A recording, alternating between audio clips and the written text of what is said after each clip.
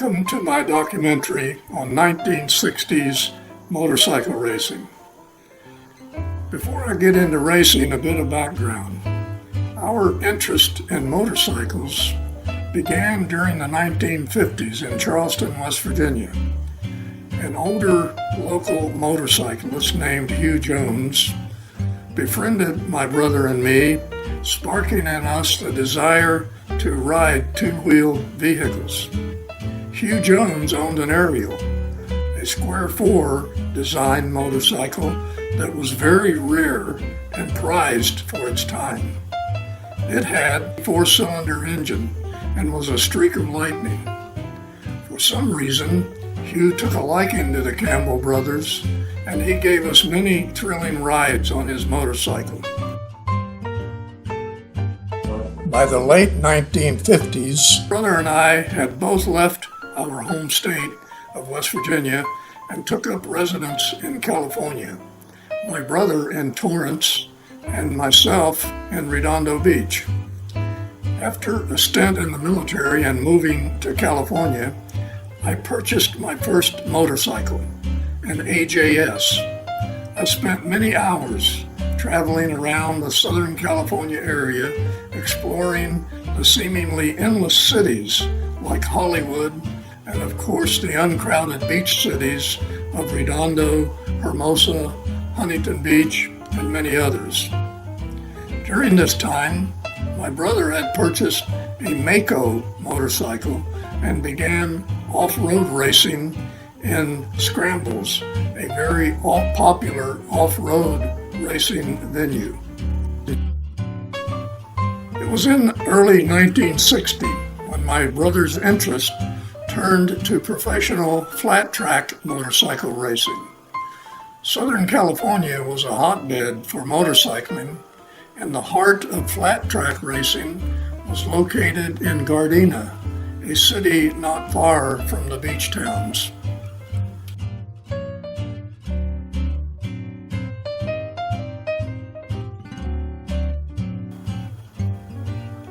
Ascot Speedway had become famous for Friday night motorcycle races, and the half-mile track was known as the fastest half-mile in the United States.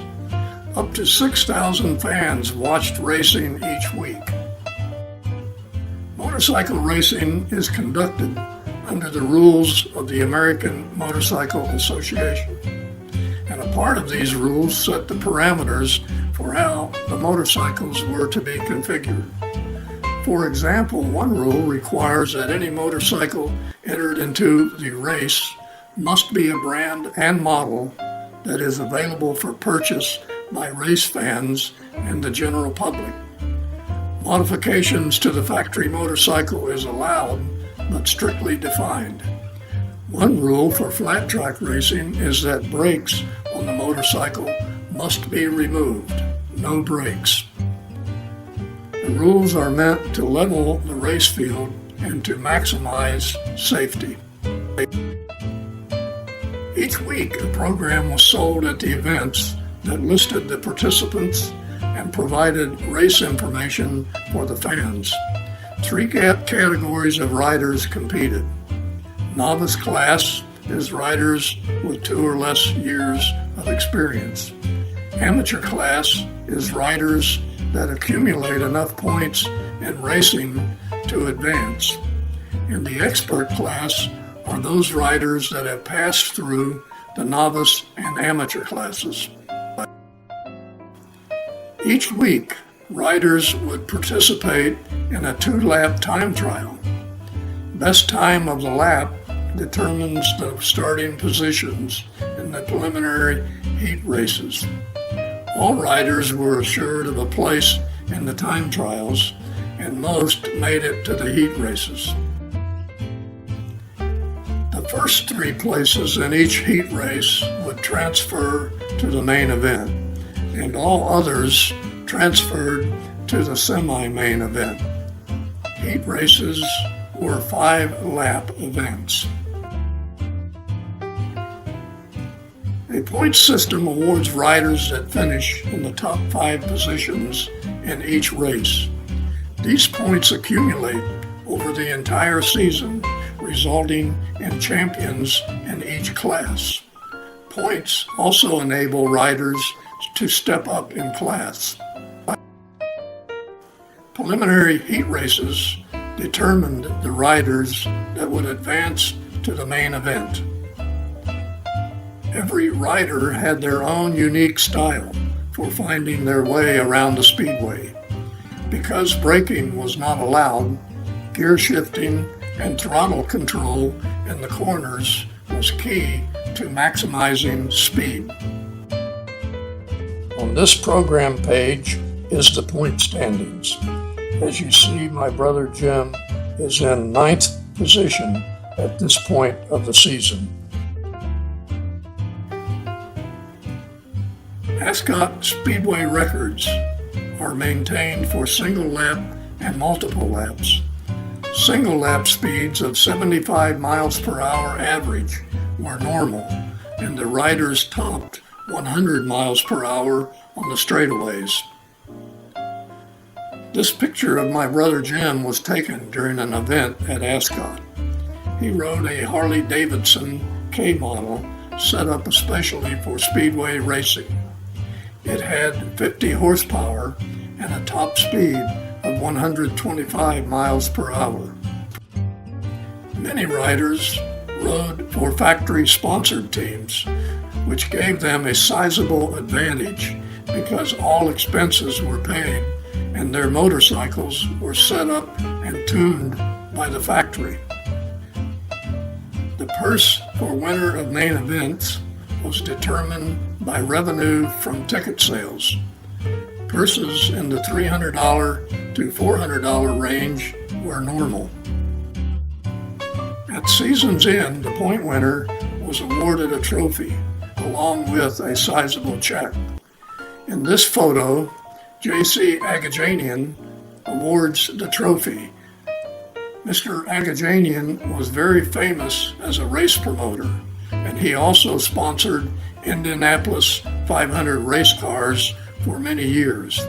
The famous number 98, driven by Parnelli Jones, was an Agajanian car. I also raced at Ascot, as shown in this photo. As a novice, I rode a Triumph motorcycle, number 355R, shown here. The novice class was limited to 250cc engines. Top speed was 90 miles per hour.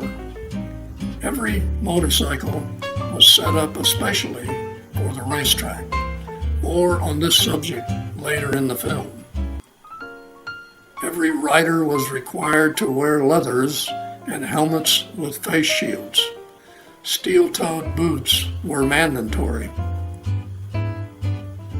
The following film is a 1960s heat race and will give you a feeling for what flat track racing is like.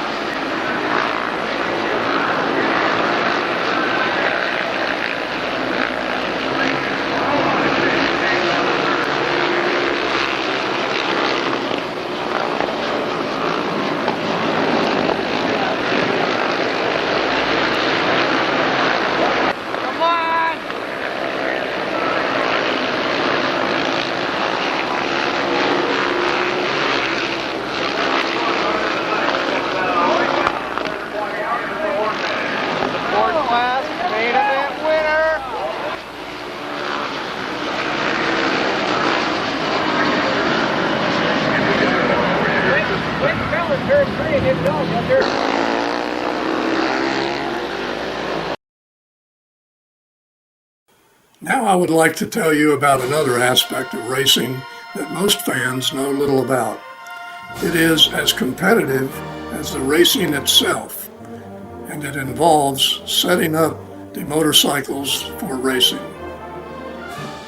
Here you see a race-ready 500cc Harley-Davidson, owned and raced by Miles Eklund. You can see that everything about the machine is custom. Notice that the brakes have been removed and everything possible has been done to remove extra weight, including drilling small holes in the metal case and cylinder head fins. The seat is custom built from lightweight materials, and of course the engine has received special tuning. This picture shows a 250cc Harley-Davidson set up for flat track racing. The engine has been placed in a horizontal position. Also notice the large rear drive spot. Tuning the engine was a required skill and involved many things such as polishing intake and exhaust ports, adjusting valve clearances, and so forth. The adjustments made at the racetrack by the tuner usually only involved carburation. Those riders that were sponsored by the factory had professional tuners at the race. My brother was an excellent tuner, and because he was a machinist, was able to make any required high precision part that may be required. After a Friday night race, the engine was completely disassembled, cleaned and polished, and all parts were inspected and replaced where necessary. Choosing and tuning the best carburetor for the racing condition is another required skill. Adjustments at the speedway are usually required to adapt for temperature and humidity effects on the night that the race takes place. Another critical function is choosing the rear drive sprocket teeth ratios for the racing conditions. This is done on practice laps, trying different sprockets. Finally, it is important to tune the engine exhaust by installing pipe that produces the desired back pressure. Although there is methods for calculating the length and diameter for the pipe, it is best to experiment with several configurations. Ascot Speedway was closed in November of 1990, and the site is now used as a parking lot for commercial buildings in the area. Speedway racing in Southern California is now at the Paris Raceway in Paris, California, a city north of Riverside.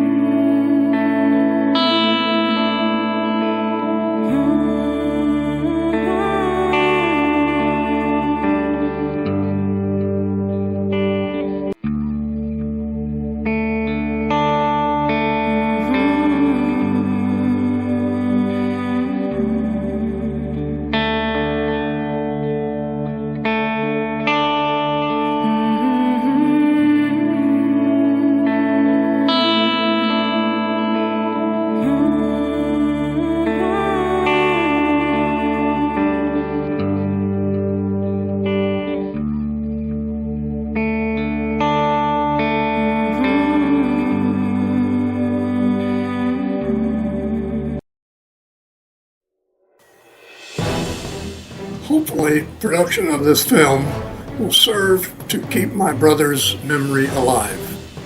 For family and friends who were blessed to have spent precious moments with him, I say forgive me for taking artistic license in the filming of this documentary. For others watching, I know you would have loved his mischievous personality and friendly demeanor. His love for racing mirrored his love of family and friends. Thanks for watching.